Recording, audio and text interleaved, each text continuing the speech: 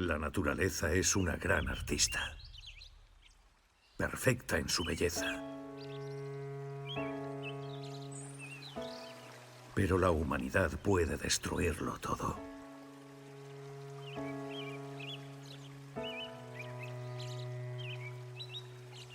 Hace 250 años, en Königsberg, Immanuel Kant revolucionó el pensamiento. Es famoso su imperativo categórico. Hoy se le considera el filósofo más citado de los tiempos modernos. ¿Acaso las personas no son libres e independientes? Es vana mi esperanza de que por fin hagan del mundo un lugar más pacífico. ¡Hombre! ¡Hombre! ¡Estúpido! ¡Estúpido! ¡Estúpido! ¡Hombre! ¡Hombre! ¡Estúpido! ¡Estúpido! ¡Estúpido!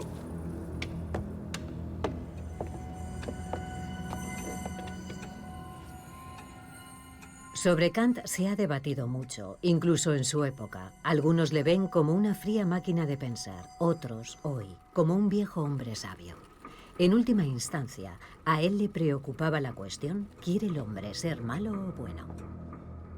Eso no lo determina ningún dios. Eso lo decidimos solo nosotros mismos. Kant es el filósofo que escribió la metafísica de la libertad humana. También es el filósofo que defendió la Revolución Francesa. La esperanza de que podamos crear una sociedad en la que todos seamos iguales, en la que podamos eliminar el feudalismo y velar por la justicia, esa esperanza es la prueba de que la humanidad puede hacer progresos morales.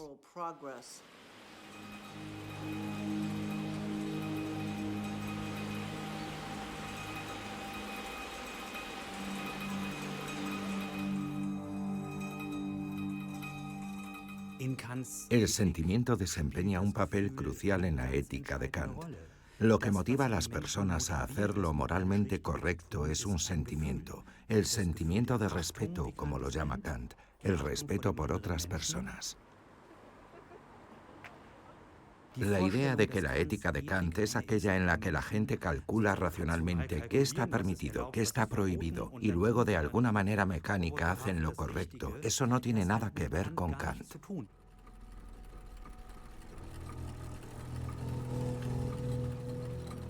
Algunos piensan que ya estaríamos ilustrados. Error. La ilustración es tan solo el camino hacia allí.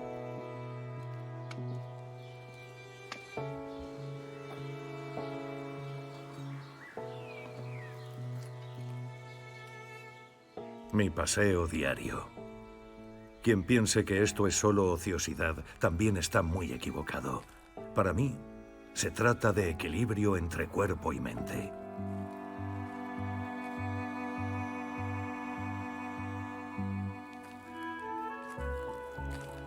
Sin embargo, no debes sudar mientras caminas.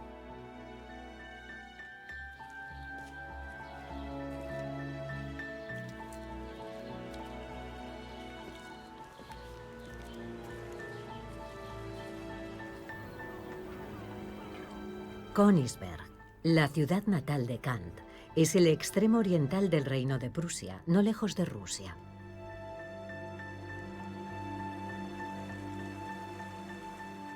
Él mismo determinó su trayectoria vital, escribe. De joven, está sediento de conocimientos. Nada debe impedirle avanzar.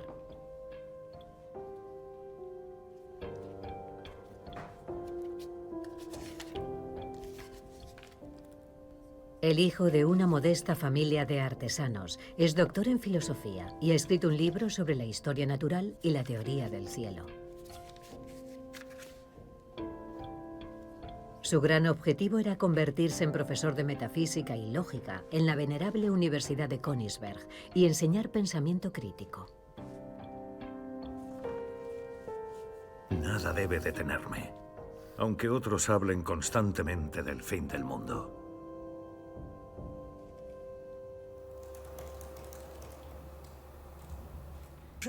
Este método de Kant me parece muy interesante, porque a menudo se dice que todo en el mundo se derrumba, así que mejor váyase a casa y deje de escribir. ¿Es usted un idealista? ¿Dice que el mundo está bien? Será mejor que se vaya a casa. Kant responde de alguna manera a todas estas objeciones, diciendo que pase lo que pase, sea posible o no, haya derrumbe o no, hay que hacerlo. Existe el deber de tener ese objetivo y de adquirir los medios para conseguirlo mejor. Sin embargo, hay algo que no debemos hacer en nuestro viaje: convertirnos en megalómanos y creernos Dios. Siempre seguiremos siendo humanos. Kant dice que no se puede hacer nada completamente recto de una manera tan torcida como de la que está hecho el hombre. Esto significa que todos nuestros esfuerzos por lograr la justicia, la paz y un buen comportamiento moral se ven perjudicados desde el principio por el hecho de que somos seres falibles y finitos. Pero por otra parte, a diferencia de muchos otros pensadores y pensadoras, Kant no extrae de ello la conclusión de que no tengamos que tomarnos las cosas tan en serio desde el principio, o de que la pretensión de crear un mundo justo y de realizar un orden de paz mundial, por ejemplo, carezca de sentido desde el principio.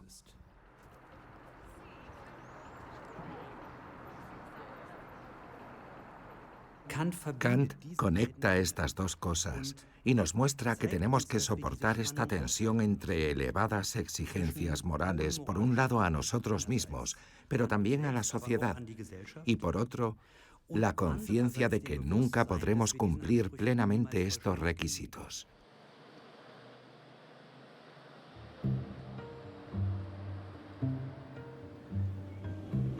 El puerto lleno de barcos, lenguas y costumbres de toda la zona del mar Báltico. Kant ama la antigua ciudad hanseática de Königsberg. Cree que no hay un lugar mejor para conocer a la gente y el mundo sin viajar.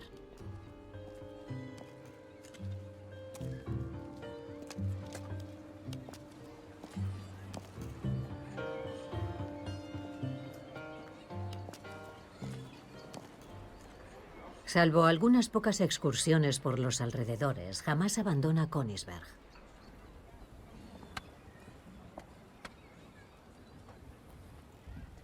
Un amigo de Inglaterra me regaló un juguete muy especial. Lo había inventado un pintor para estudios al aire libre.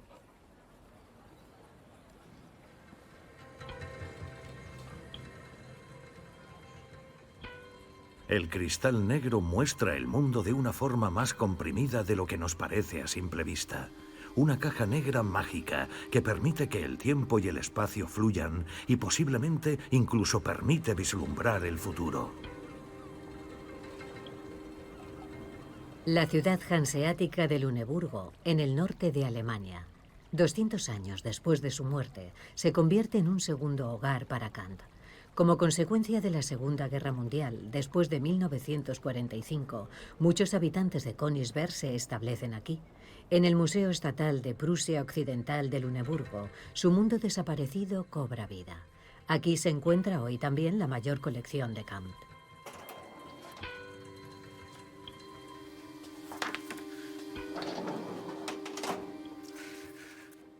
Aquí vemos Königsberg, hacia 1730, aproximadamente en la época del nacimiento de Kant. Aquí se aprecia la silueta.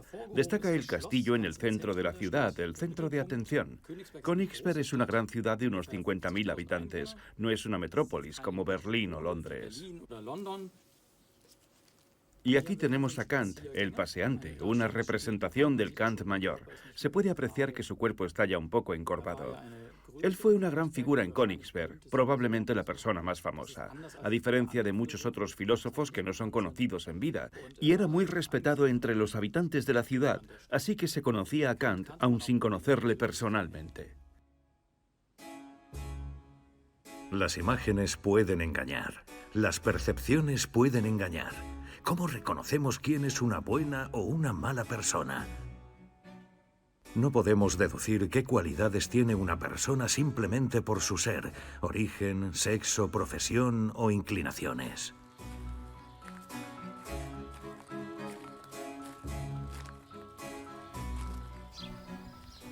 Tampoco si alguien vive pendiente del reloj. O quizás sí.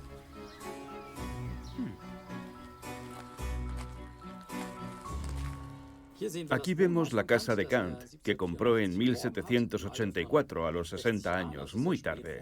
Antes de eso siempre había vivido en pisos. Aquí al fondo se ve aún el castillo.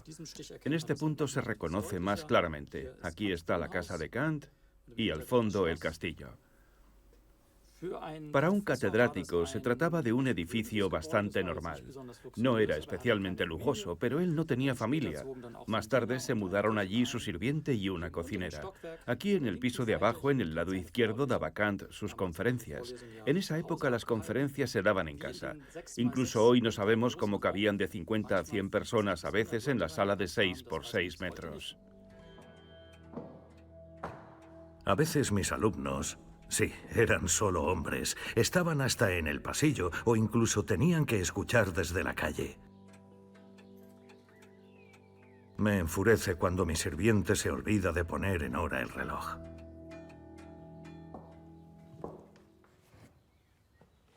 Siempre las mismas preguntas. ¿Perciben nuestros sentidos el mundo tal como es? ¿Qué podemos saber realmente del mundo? ¿Y qué debemos hacer?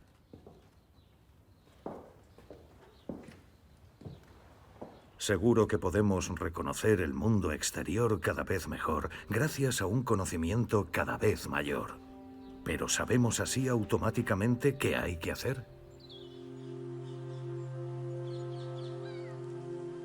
Para Kant, el paraíso hace tiempo que sirvió como tierra de abundancia. Adán y Eva son para él seres sin impulso en un mundo parado. Tenemos que ganarnos nuestra propia felicidad. La fe en los milagros y la superstición han contaminado a la humanidad. Conclusión de Kant: necesitamos la razón como nueva brújula.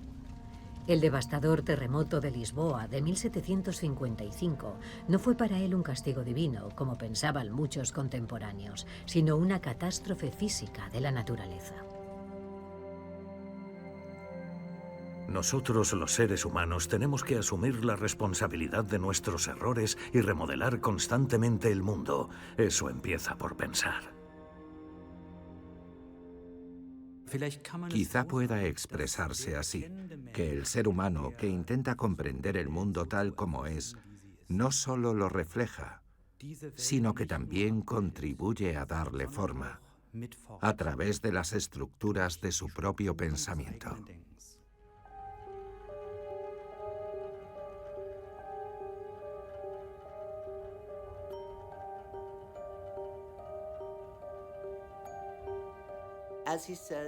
Como dice en la hermosa primera frase de la Crítica de la razón pura, la razón humana tiene este peculiar destino que la impulsa a responder a determinadas preguntas. ¿Qué es la libertad? ¿Qué es la justicia? ¿Podemos hacer el mundo mejor? Y esto es lo que considero el mayor descubrimiento de Kant, la profunda distinción entre el ser y el deber ser, es decir, entre la forma en que el mundo es y la forma en que el mundo debería ser. Solo la razón nos muestra si nuestras acciones son moralmente correctas.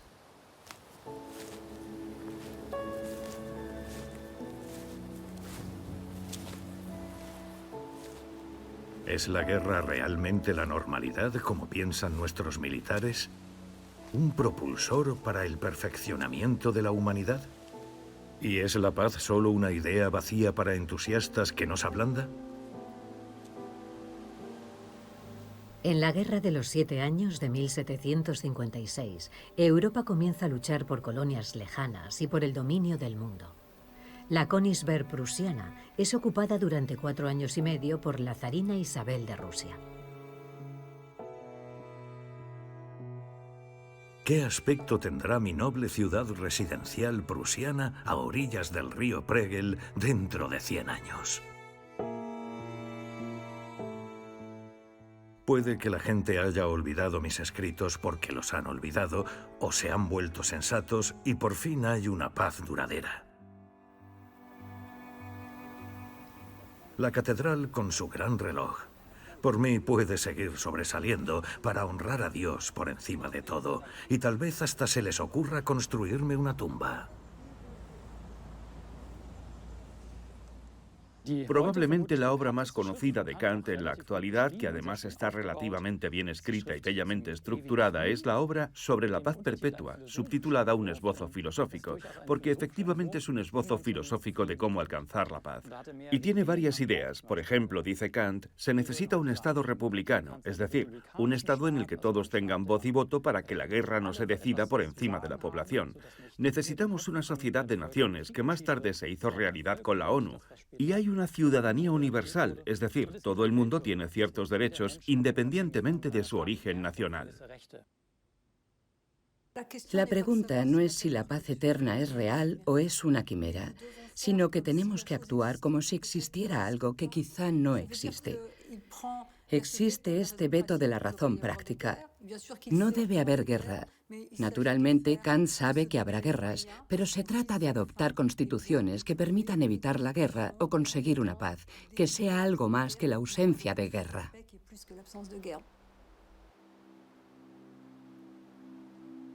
La paz eterna es mi utopía. Los burlones dicen que simplemente tengo miedo al caos y al fin del mundo. Error. Para un mundo estable se necesita un fundamento estable. Un derecho civil e internacional podría domar la naturaleza autodestructiva de los seres humanos.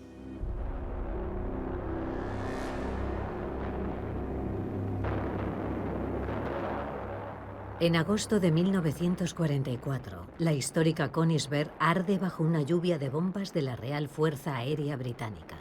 La dictadura de Hitler tenía que rendirse. Había llevado a la Alemania, a la que también Kant representa, a una catástrofe indescriptible.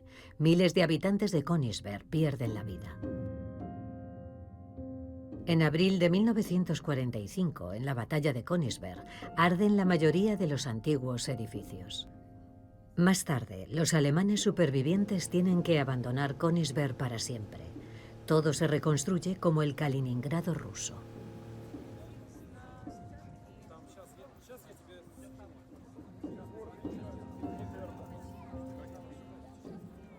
Incluso aunque las ciudades surjan de nuevo, ¿cómo puede prevalecer la paz si los poderosos siguen violando el derecho internacional y la dignidad de la persona? Si supiéramos que existe una providencia en el sentido tradicional, por la que las personas buenas son recompensadas en el cielo y las malas son enviadas al infierno, nunca podríamos ser buenos porque nunca podríamos actuar libremente. Porque siempre seríamos, como dice Kant, como marionetas movidas por hilos.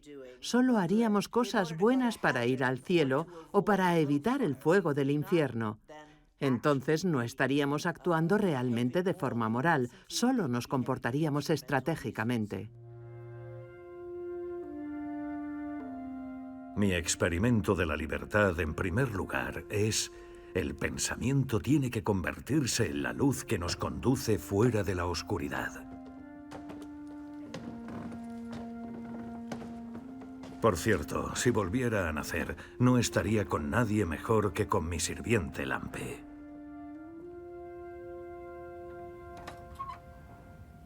Ya es hora.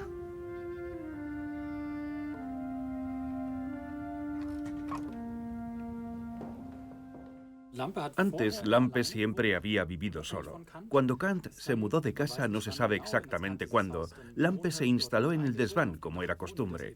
Los otros dos pisos pertenecían al filósofo y el sótano a la cocinera. Y Lampe, el sirviente, de hecho le acompañó durante más de 40 años.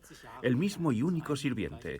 Curiosamente era un soldado que había permanecido en Königsberg durante la Guerra de los 7 años. De alguna manera, los dos se entendían.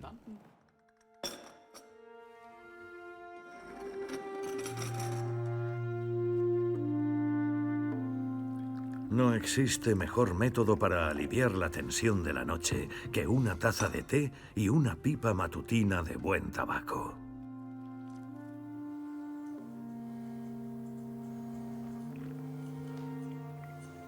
Alivia la mente y limpia no solo los malos pensamientos.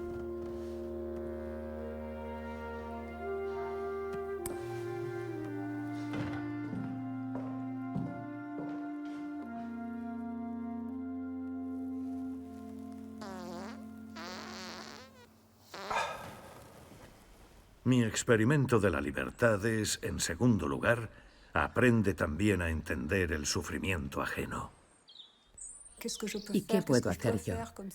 ¿Qué tengo que hacer como ciudadano? ¿Hoy se trata de mí?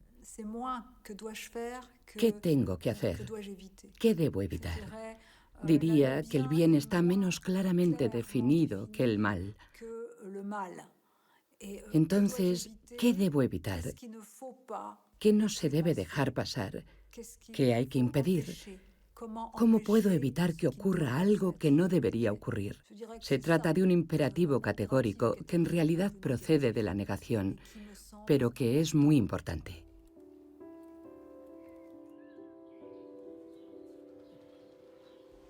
En la tradición judeocristiana se aplica la regla de oro: no hagas a los demás lo que no quieras que te hagan a ti. Mi imperativo categórico formula esta idea con más precisión. Para promover el bien, la voluntad individual debe convertirse en ley de la voluntad general de todos los hombres.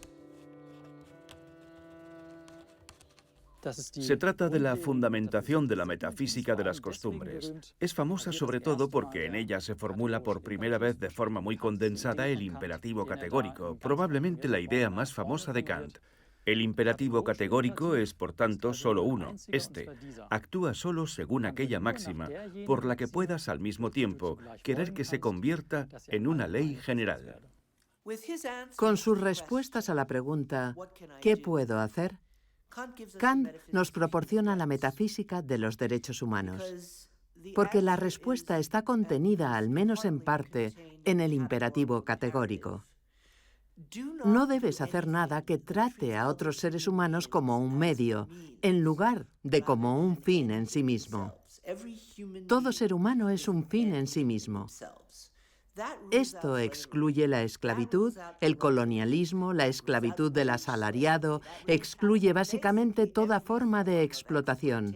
Y estamos hablando de algo que se escribió en 1784. Un motivo importante del pensamiento de Kant es el respeto a la dignidad de todo ser humano. En esencia, esto significa que debemos respetar a cada persona como autónoma e independiente.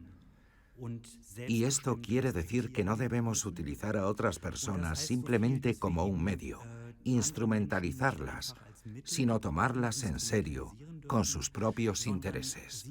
Y lo que son sus intereses lo determinan ellos mismos, y no los demás.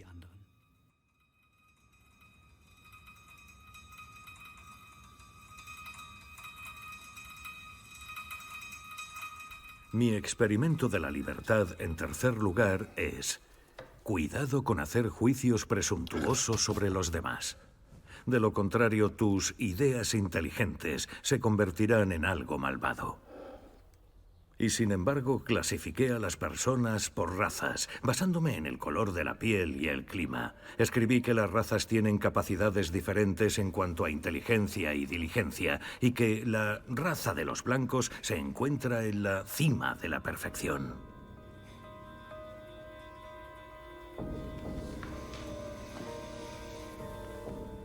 En el siglo XVIII, los antropólogos blancos creían poder demostrar científicamente que los llamados pueblos salvajes eran inferiores y menos racionales que la humanidad civilizada.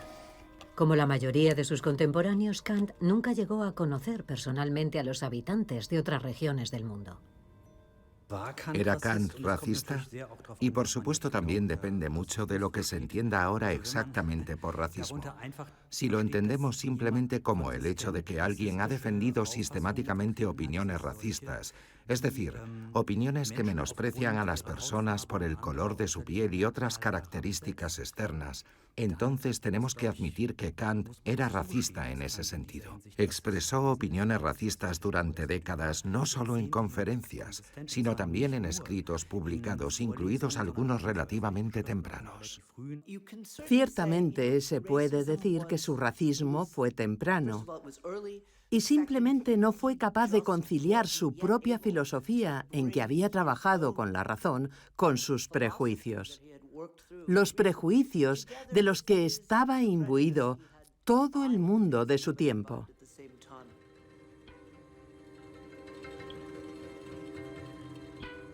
Si alguien hiciera estas afirmaciones hoy día, serían imperdonables. Pero no podemos pretender juzgar moralmente a alguien como Immanuel Kant, que nació hace 300 años. No tiene ningún sentido. Incluso aunque muchos pensadores de la Ilustración hagan un comentario eurocéntrico o racista, si miras sus obras en conjunto, sigue siendo absolutamente una perspectiva universalista. Y toda lucha antirracista que emprendemos se basa en esta perspectiva de la Ilustración. ¿He desacreditado yo u otros a la Ilustración en su conjunto con opiniones racistas? ¿O es más fuerte la idea que el error del individuo?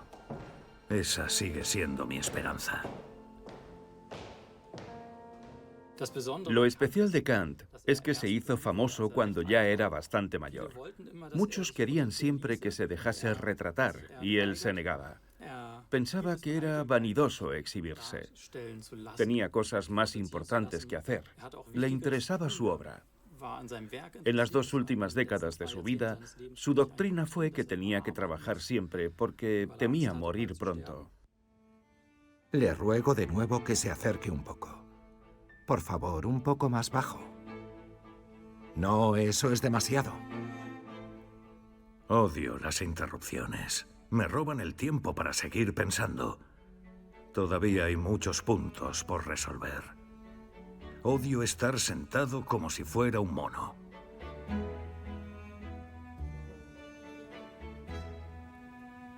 ¿Qué es en realidad el ser humano? ¿Es nuestra voluntad realmente libre si nos obligamos constantemente a razonar? Se critica que él funcionaba como un reloj, pero hay que entenderlo más bien desde Kant, como una idea de autonomía. Quiere determinar su propia vida, no quiere que ningún extraño le dicte cómo debe vivir. Y desde nuestro punto de vista eso queda de alguna forma anulado, porque él en sus últimos años se fija un marco tan estrecho con sus máximas y principios que al final vuelve a no ser libre. La historia de Königsberg, el Kaliningrado ruso. ¿No es la historia a menudo un experimento fallido? Solo cuando pensamos y hablamos libremente, aprendemos a diferenciar el bien del mal y a orientar nuestras acciones en consecuencia. Nada nos impedirá, sin embargo, seguir cometiendo errores. El experimento de la libertad me parece genial, porque él reconoce que siempre se pueden encontrar razones y motivos para nuestros actos, y que el ser humano no es libre porque esos actos están determinados por sus experiencias. Pero al mismo tiempo, Kant sostiene que el ser humano es libre porque en él existe la ley de la razón, que no debe nada a la experiencia y que le guía.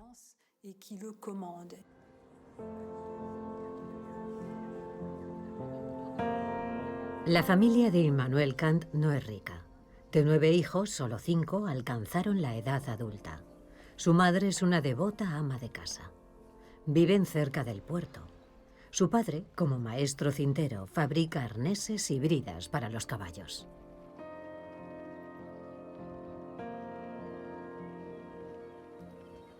Me descubrió un cura. Pude ir a la escuela más prestigiosa de la ciudad y a los 16 años pude empezar los estudios en la Universidad Albertus de Königsberg, que está ubicada en Neuhof, justo detrás de la catedral.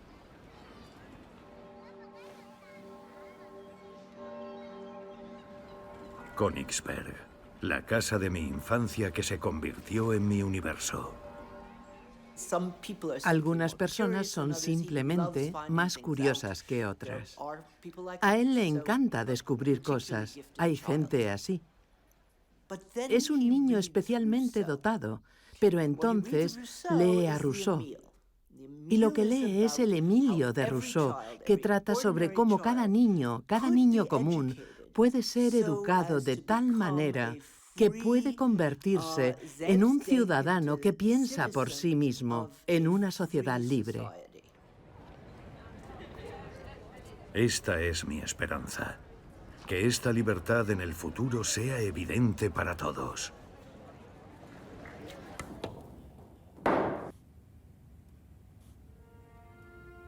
Lampe, otra vez. En su época de estudiante, Kant daba clases a sus compañeros y jugaba al billar en las tabernas. Tras la muerte de sus padres, tuvo que sacar adelante a sus 4 hermanos y se convirtió en profesor particular de familias adineradas en la provincia de la Prusia Occidental. Lampe, ha sido un buen juego. Empuja, da impulso y el resto es la física del mundo. Bien. Una vez más. Suelta. Y ahora, impacto, impulso y física.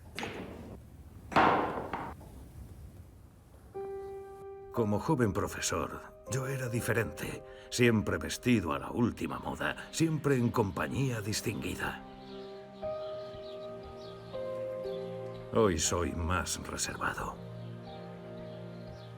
Corrían rumores de que quería casarme.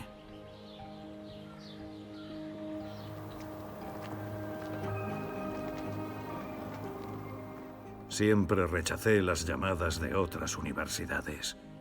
En Königsberg tenía a mis amigos y mi alegría. Tenemos pruebas de que Kant experimentó una especie de revolución personal interior en torno a sus 40 años. Cambió de vida. Esto puede tener que ver con la muerte de su amigo Funk. Puede tener que ver con el hecho de que encontró un nuevo amigo, Joseph Green, el comerciante. Pero creo que también tiene algo que ver con el hecho de que Kant acababa de cumplir 40 años y se preguntó, ¿a dónde quiero ir realmente? ¿Qué quiero hacer con mi vida? En aquella época, los 40 eran una edad en la que normalmente se entraba en el último tercio de la vida. ¿Puedes amar a un hombre como otros hombres aman a las mujeres en la intimidad? El amor es una cuestión de sentimiento, no del querer. ¿Tenemos que procrear? La obligación de amar es un absurdo.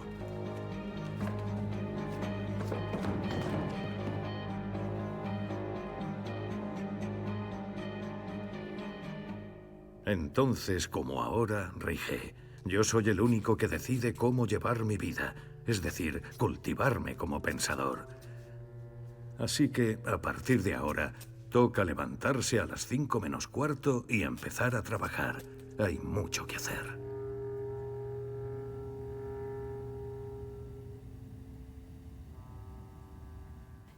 Existe la libertad, la capacidad de decidir por uno mismo, de tomar el destino en tus manos. Estamos solos en esto. No podemos transferir la carga de nuestra libertad a los demás. Creo que eso es muy importante. Experimentar la libertad es también sentir esta responsabilidad a veces abrumadora, incluida una gran soledad.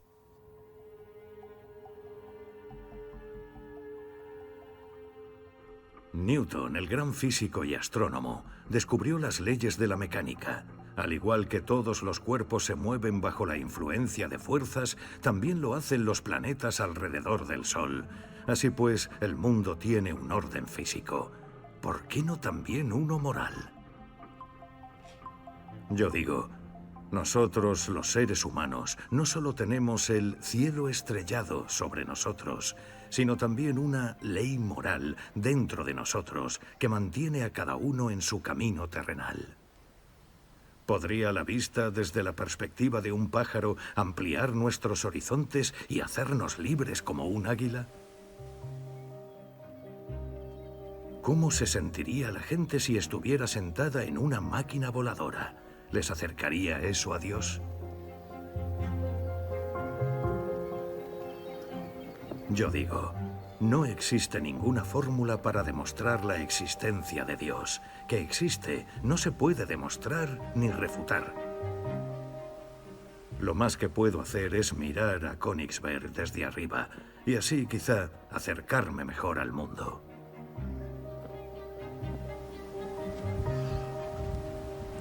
Mi sombrero.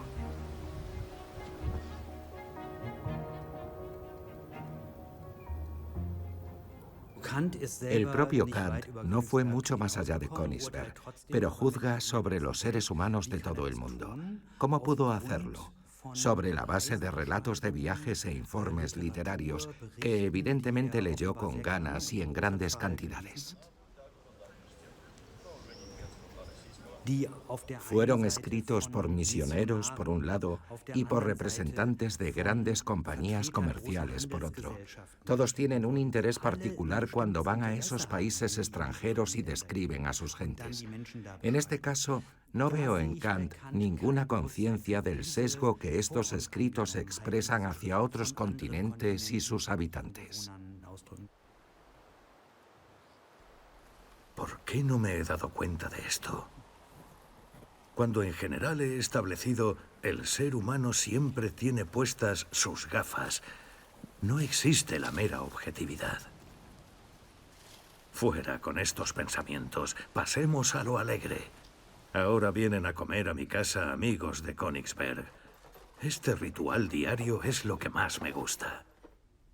En sus cenas, que son comidas y no veladas nocturnas en las que se juega a las cartas hasta altas horas de la noche o algo así, se trata sobre todo de la conversación. La comida es solo, como él dice, el vehículo para que la gente entre en conversación. Aquí vemos a 8 amigos, mientras que en realidad la mayoría de las veces invitaba a 3 o 4. En cualquier caso, se aprecia la diversidad de los invitados: comerciantes, científicos, teólogos, altos funcionarios, así que hay de todas las profesiones burguesas.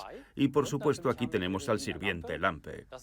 También está demostrado históricamente que en realidad Kant ahora hablaba menos de temas filosóficos y más de cosas cotidianas, y así llegaba a cuestiones generales a partir de estas cosas cotidianas.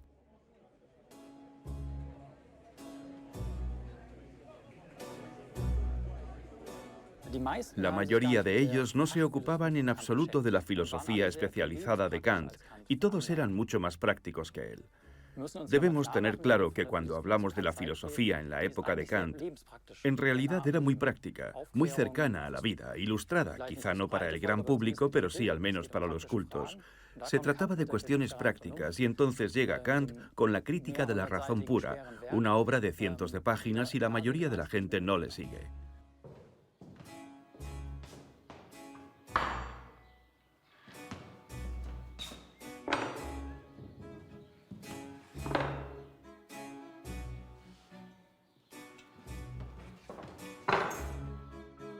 Curiosamente, las mujeres nunca fueron invitadas por Kant. Esto es más sorprendente en cuanto que alaba a los franceses por invitar a las mujeres a las comidas. Y de hecho dice que eso revitaliza a toda la sociedad. Y en otras reuniones en las que estuvo, las mujeres también estaban presentes.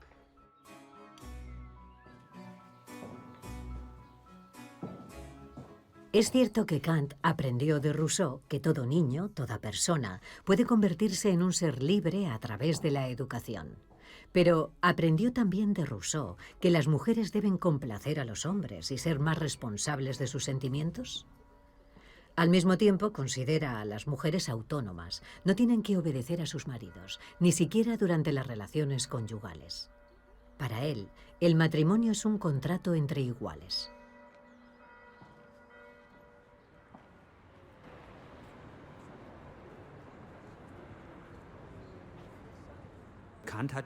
Kant mencionó repetidamente a su madre como un brillante ejemplo. Para Kant, su madre era la prueba de que no hacía falta haber estudiado para ser una persona moralmente buena. Se puede tener la brújula moral correcta incluso sin educación, simplemente con la educación del corazón.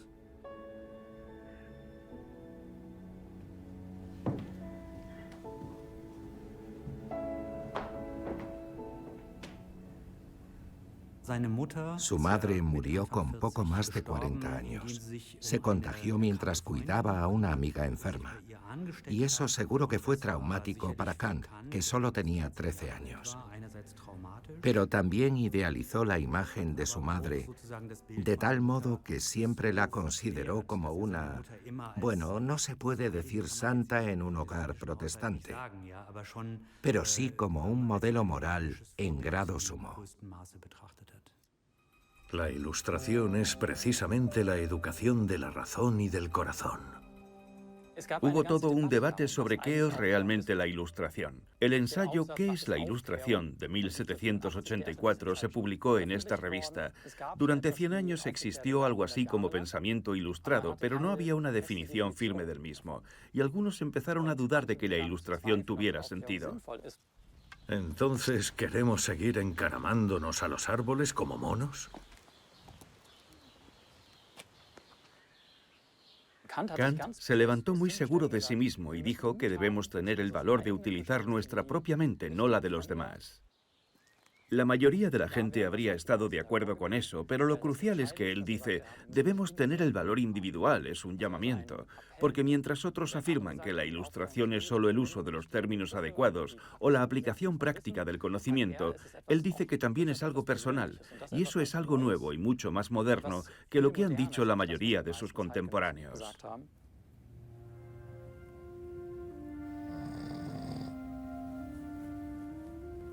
Es una maldición. Los perezosos y cobardes prefieren seguir siendo inmaduros y permitir que los conviertan en súbditos. Eso es contrario a la naturaleza humana. Todo el mundo tiene instintos, pero todo el mundo también tiene su propia mente. ¡Señor profesor!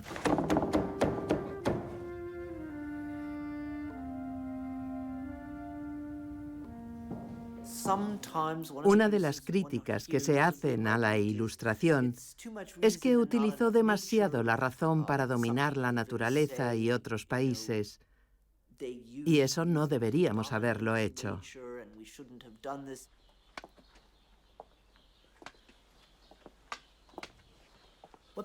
Lo que la gente olvida es que los filósofos de la Ilustración no atacaron la naturaleza.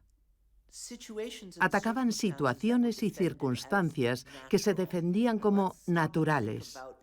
Pensemos en lo que se consideraba natural en el siglo XVIII: jerarquías feudales, autoridad eclesiástica, esclavitud, la opresión de la mujer.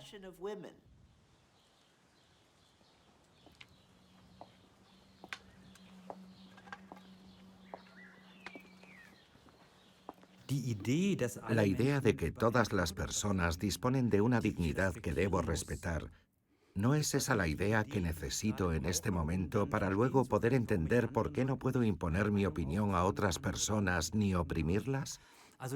Así que no veo, por así decirlo, que el universalismo sea lo malo y lo perverso, sino que muchos pensadores de la Ilustración, como Kant, no se abrieron lo suficiente a la diversidad cultural de las distintas sociedades y se aproximaron a otras culturas con sus propios valores eurocéntricos, si se quiere llamar así.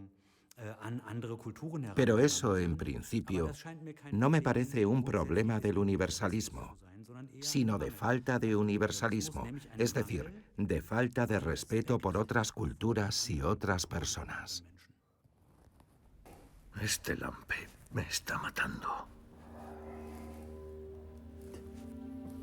Le dije que estos bichos solo se multiplican con la luz.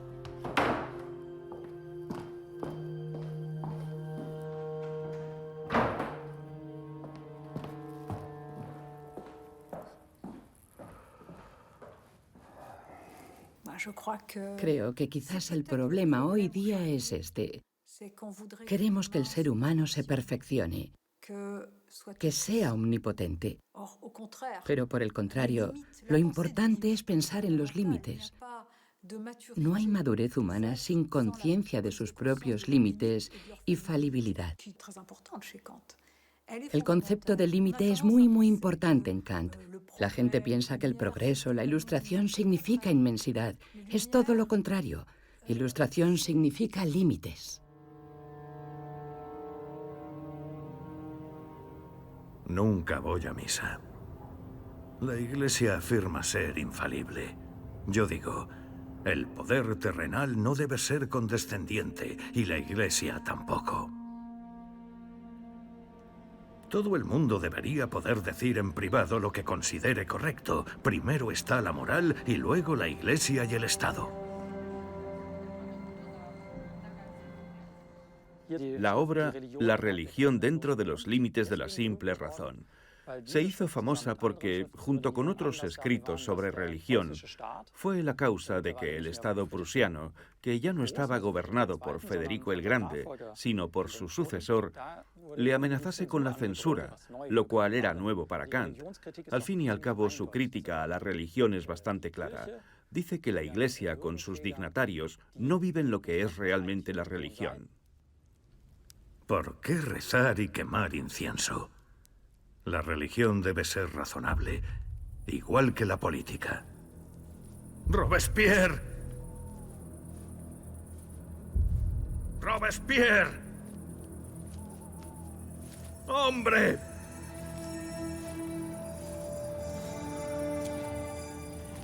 Estúpido. Estúpido, estúpido. ¿Por qué? Kant defendió la Revolución Francesa como un gran logro hasta el final de su vida. La mayoría de sus contemporáneos, incluidos los que están sentados a esta mesa, quizás se entusiasmaron al principio con los ideales, pero luego se desanimaron por el terror de la misma. Y a Kant se le consideraba muy aislado en el sentido de que seguía diciendo años después, pero la idea era buena, y eso hay que tenerlo en cuenta. Para mí, la Revolución Francesa fue también un experimento de la libertad. Ahora me dicen que no tengo corazón, porque defiendo la revolución, habida cuenta de todas las muertes en la guillotina bajo el reinado del terror de Robespierre.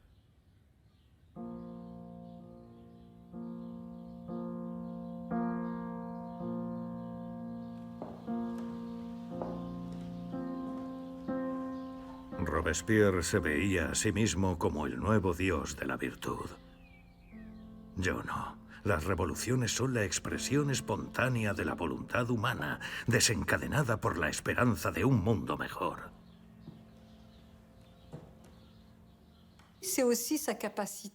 Kant también es capaz de cuestionarse a sí mismo y a la historia cuando reacciona ante la Revolución Francesa y dice que lo que cuenta no son tanto los gestos revolucionarios, sino el hecho de que la revolución generó una gran empatía entre la gente, que ahora tendremos un cambio en la historia. Mi mayor alegría ahora es cuando mi amigo el pajarito vuelve en primavera.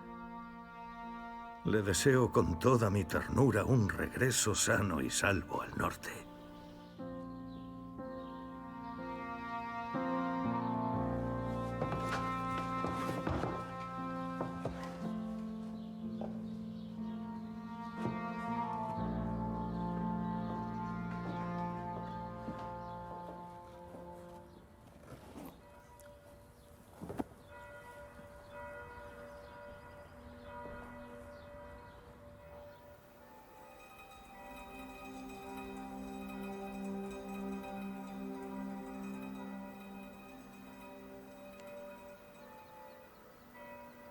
Solo puede haber un amo en la casa, aunque a veces se equivoque. Unos años antes de su muerte, Kant tuvo que separarse de su sirviente Lampe. Se desconocen las razones exactas, pero Lampe debió ser culpable de algo.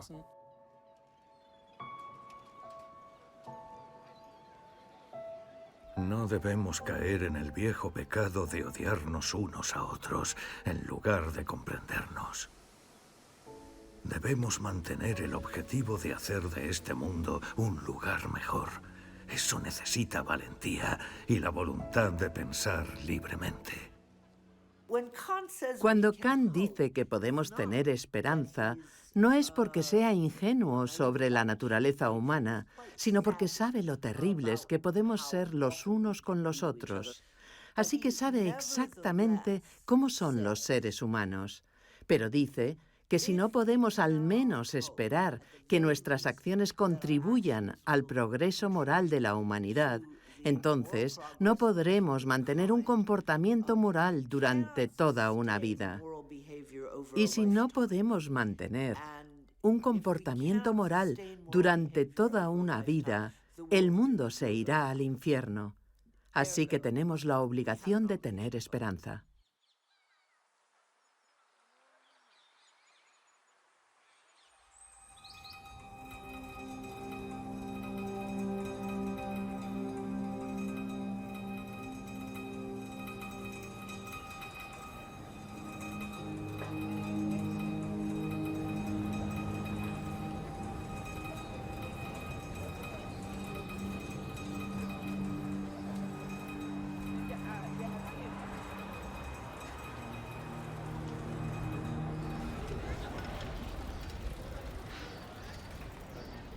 Por supuesto, a nuestras democracias no les va especialmente bien en estos momentos, pero eso no es razón para que necesitemos soluciones totalitarias o autoritarias a nuestros problemas.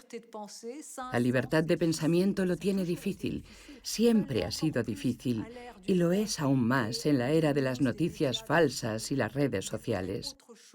Tal vez haya algo distinto a la elección entre la manipulación o la dominación sobre los demás. Los ideales de justicia, igualdad y también de la dignidad humana siguen siendo importantes.